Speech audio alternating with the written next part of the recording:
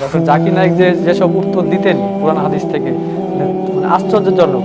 এই সময় জানালা দিয়ে আমার মামাতো ভাই উঁকি মারতেছে, আমাকে বলছে তুই কি করছিস? আমি বলছি এই তো না, কিছু না, মাথা ব্যথা করছে তাই বসে আছি। আসসালামু আলাইকুম ওয়া রাহমাতুল্লাহি ওয়া বারাকাতুহু।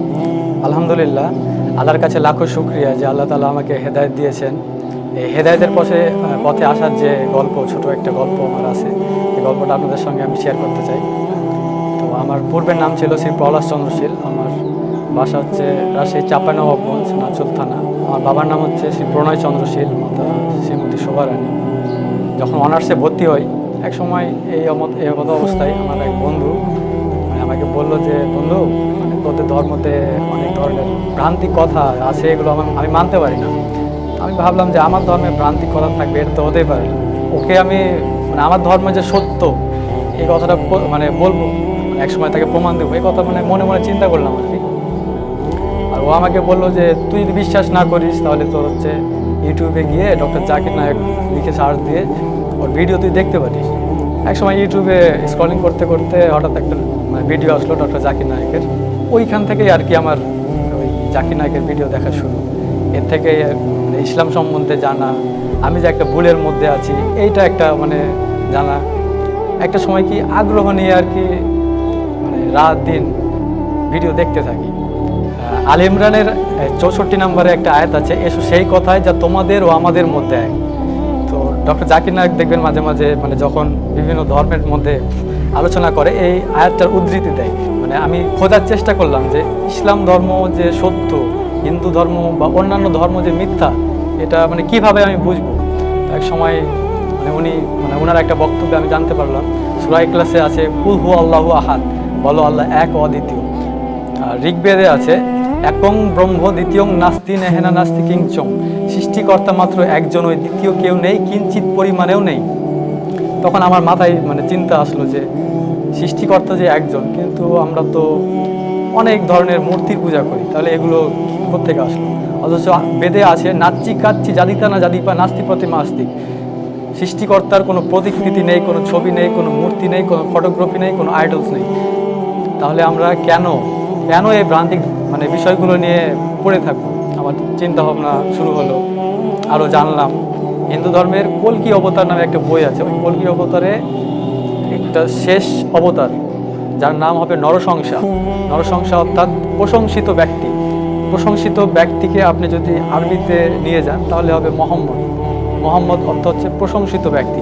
ওই থেকে আর কি মানে মনের মধ্যে একটা খটকা যে আরেকটা মন্ত্র আমি পেলাম কল্কি অবতারে, লা ইলাহা হরিতি পাপং ইল্লো ইলাহা পরম পাদম জন্ম বৈকুণ্ঠ অপরিণীতি জপিনাম মোহাম্মদম। এখানে আল্লাহর কথা আছে, রাসূল সাল্লাল্লাহু আলাইহি সাল্লামের কথা আছে। তখন আর কি আমি পুরোপুরি শিওর হয়ে গেলাম। আরও মন্ত্র আছে হতারমিন্দ্র মহাসুরেন্দ্র অল্লং জ্যেষ্ঠং শ্রেষ্ঠং পরমং ব্রহ্মং অল্ল রাসূল মোহাম্মদং অল্ল লাল লিখিতম। এই ধরনের এই মন্ত্রগুলোতে আর কি কল্কি অবতারে মোহাম্মদের, আমাদের যে নবী, শেষ নবী মুহাম্মদ সাল্লাল্লাহু আলাইহি সাল্লামের কথা আছে। এগুলা মানে ধীরে ধীরে মানে আমি বুঝতে পারলাম শুধু যে ইসলাম ধর্ম সত্য মানে এই কথাটা যাচাই করিনি যে খ্রিস্টান ধর্ম কেন সত্য নয়, বৌদ্ধ ধর্ম কেন সত্য নয়। সবগুলো ধর্ম যাচাই করতাম। বিভিন্ন পাদ্রীরা প্রশ্ন করতো ডক্টর জাকির নায়েককে, বিভিন্ন ধর্মের যাজকরা আসে প্রশ্ন করতো যে ডক্টর জাকির নায়েক যেসব উত্তর দিতেন কোরআন হাদিস থেকে, আশ্চর্যজনক। ইসলাম ধর্ম যে সত্য এটা যে তিনি বুঝিয়েছেন, মানে এই কথাটা মানে এটা আমার মানে মাথায় গেঁথে গিয়েছিল। এরপরে আমি ইউটিউবে একটা চ্যানেল পেলাম হেদায়েতের পথে। এখানে গিয়ে এক আমার দিনী ভাই আব্দুর রহমান ভাইয়ের ওনার সাক্ষাৎকারটা আমি দেখলাম। আল্লাহর কসম, আল্লাহর কসম। এই ভিডিওটা দেখার পরে আমার মানে এই মুহূর্তে ইসলাম ধর্ম গ্রহণ করতে হবে এরকম একটা চিন্তা ভাবনা। ওনার নাম্বারটা নিলাম, নাম্বারটা নিয়ে ফোনে সেভ করে রাখলাম। তো তার পরের দিন আমি মাঠের মধ্যে গিয়ে ভাইকে ফোন দিলাম। মানে বাড়িতে থাকলে হয়তো কেউ জানবে বা আমার কথা শুনে হয়তো কেউ আমাকে বিভ্রান্ত করার চেষ্টা করবে। তো আমি ফোন দিলাম ভাইকে, ভাইয়ের সঙ্গে যোগাযোগ হলো। ভাই আমাকে একটা প্রশ্ন করেছিল যে তুমি যে ইসলামে আসবা, তুমি কি ইসলামের প্রতি ঠিক থাকতে পারবা? তো আমি আপনাকে মানে ওনাকে বলেছিলাম যে আপনার এই ঈমানদীপ্ত সাক্ষাৎকার দেখলাম, এরপরে আপনি যদি এত দূর পর্যন্ত আসতে পারেন তো আমি কেন পারবো না, আমিও তো একজন মানুষ। উনি বললো আচ্ছা ঠিক আছে। তারপরে ওনার কাছে আমি কলেমা শাহাদাত করলাম। ইসলাম ধর্ম গ্রহণ করার পরে প্রায় 3 মাস মতো বাসায় ছিলাম। হিন্দু থাকা অবস্থায় আমি প্রায় সব ধরনের পূজা করতাম, সব ধরনের উপাসনা, পূজার বিভিন্ন কার্যকলাপে জড়িত থাকতাম। গ্রামের যত অনুষ্ঠান হতো মানে সবগুলোই আর কি পালন করার চেষ্টা করতাম, পালন করতামও।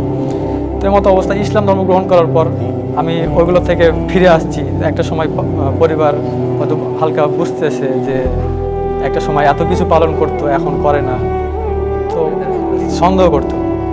তো একটা সময় হলো কি, বাড়ি থেকে বলতো যে পূজা কর, আজকে সন্ধ্যার সময় তুই পূজা কর।